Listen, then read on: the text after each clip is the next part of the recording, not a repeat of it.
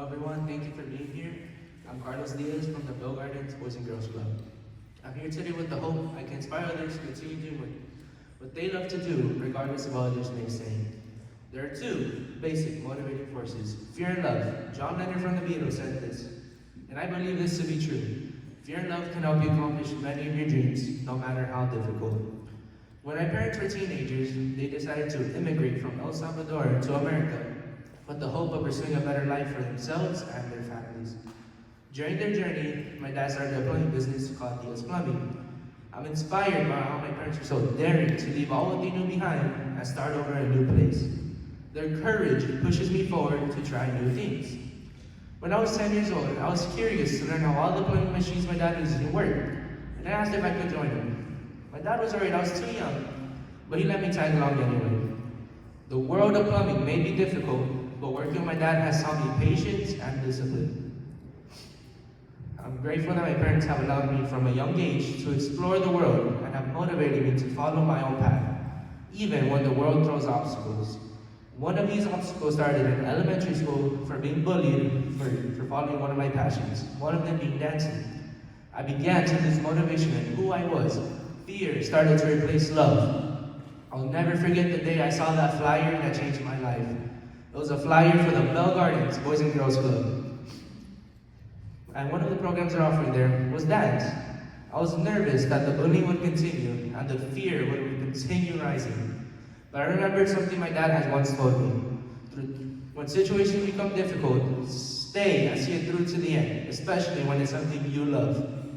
I'm glad I took my dad's advice and continued my journey at the clubhouse. The coaches there had welcomed me with open arms and encouraged me to pursue who I wanted to be. That fear that I once had built up slowly started to fade away, and I was dancing once again. Something I value is helping others. As my mom would say, be caring. If we help others, the world will be a better place. 7 years later, I'm now volunteering at the place that restored my confidence and self-love. I'm here today before you to remind you that there is hope. Hope that things could get better. Thank you for listening to my story, and remember to do what you love. Never let fear win. The negative words of others should not stop you from dancing. Hello everyone, my name is Alfredo Reyes, and I'm here to talk about my story to all of you. My story first starts of how the club is important to me. I first started in Venice High School with a staff named Steve. When I first got there, I was pretty nervous because, who wouldn't be going somewhere new where you don't know anyone? But for me, he opened me with welcome arms, and I'm truly grateful for that. When he showed me that he could open me with open arms, I felt safe, and that felt like a second home to me. I knew that when Jay opened his arms, I could tell him anything, and I could trust him with my life, and I could trust this program. I was there for a year with lots of troubles in my school, but Steve helped me with all those problems. After that year, I moved to the Boys and Girls Club of Venice, where I met Jay, my mentor. I want to thank him as well for helping me with welcoming me with open arms and making me feel safe, like how I did at Venice. Jay is an amazing person, and he has inspired me to come up here and talk in front of all of you, and I'm truly grateful for that. He has helped me as well in my career and what I can do in my life. He has given me so much good advice that would help me in the future, and I'm truly grateful for that. Also, what matters to me, like anyone else, is family. Family is number one. No one should ever say that's not. For me, my parents struggled finding a home here. They immigrated from Mexico, hoping they could find a better life, not just for themselves, but for me and my sister. And in the future, I want to pay them back for what they've given me. I want to make sure that nothing is left for them. I want to make sure that they have what they couldn't have back then.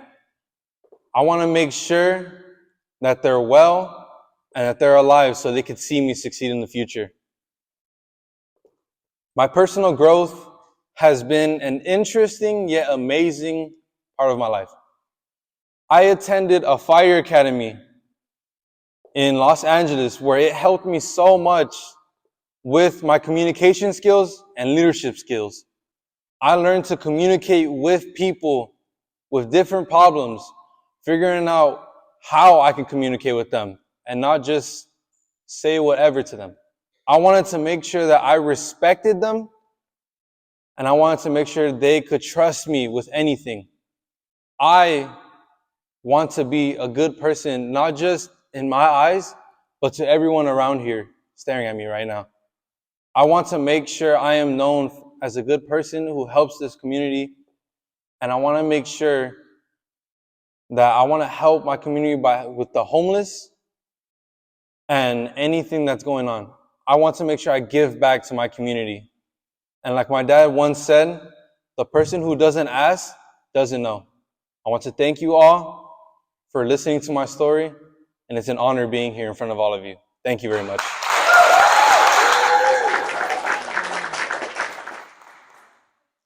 Good evening, everyone. My name is Osbaldo. I'd like to thank each and every one of you for taking the time out of your evening, especially in the rain, to come down and listen to my story at my club. I'm the black sheep, but I'm proud of it. I take pride in my ability to stand out wherever I go. In music, we have keys, which are the general backbone and structure of a song. In society, we have labels such as student, musician, athlete. The same way that those around us define us by what they see, a musician will define a song by its key. I say, let music flow, let people live. I found the club as a safe haven where I could perfect my craft, not to worry about the world around me. Coming from an underserved community in which the handle of a gun is more familiar than the neck of a guitar, I was surprised when I realized such a place was only 5 minutes away from my house. Being the only musician, I often felt myself isolated, alone. Despite teaching myself guitar, I began to look for music lessons that my family could afford. In other words, free. My mom heard from a family friend that the Boys and Girls Club nearby offered guitar lessons, and thus began my double life between student and rock star. What looked like a plain brick building on the outside was a window of opportunities on the inside. Not only were the guitars and guitar lessons sponsored by Fender themselves, but the sheer ability to play with other kids was a breath of fresh air you couldn't find anywhere else. Why could I find used needles and pill bottles on the floor, but not a single flyer for music lessons in my area? My area, Watts Willowbrook, suffers from a plethora of issues, one of the most pressing being the lack of opportunity, especially in the arts. As social activist Nelson Mandela once said, it was not lack of ability that weighed my people down, it was lack of opportunity. My people were weighed down day in and day out by society and lacked the means to better improve their lives. Music classes shouldn't be so hard to find in cities condensed as Los Angeles. This past summer, I was introduced to political advocacy. Starting up a podcast, it was scary, it was nerve-wracking. It's one thing to say you want change, but another to go out and do it. Youth for Change podcast gave me the courage and gave me my voice.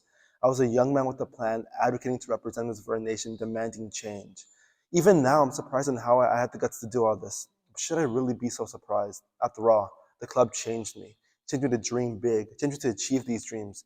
Seeing kids of different age, gender, race, unite under my Boys and Girls Club fills me with pride. My club staff said I should use my will synthesis, so I was this. I'm not the same quiet kid who walked through these doors. I'm 17 now, I'm planning to attend college in the future. I'm passionate about my community. I will advocate for change and demand for my people to see the programs I know we deserve. I'll make the future I used to be so unsure of the present I command. What started off as a simple search for guitar lessons is so much more than that now. I found a second family in the faculty here, and I found a second home in the Watson Willowbrook Clubhouse. This black sheep they see before you is as unique and vibrant as ever, but this time he has a purpose to give back to the place that has given them so much. And it is with this that I ask you all, what key will you live your life in?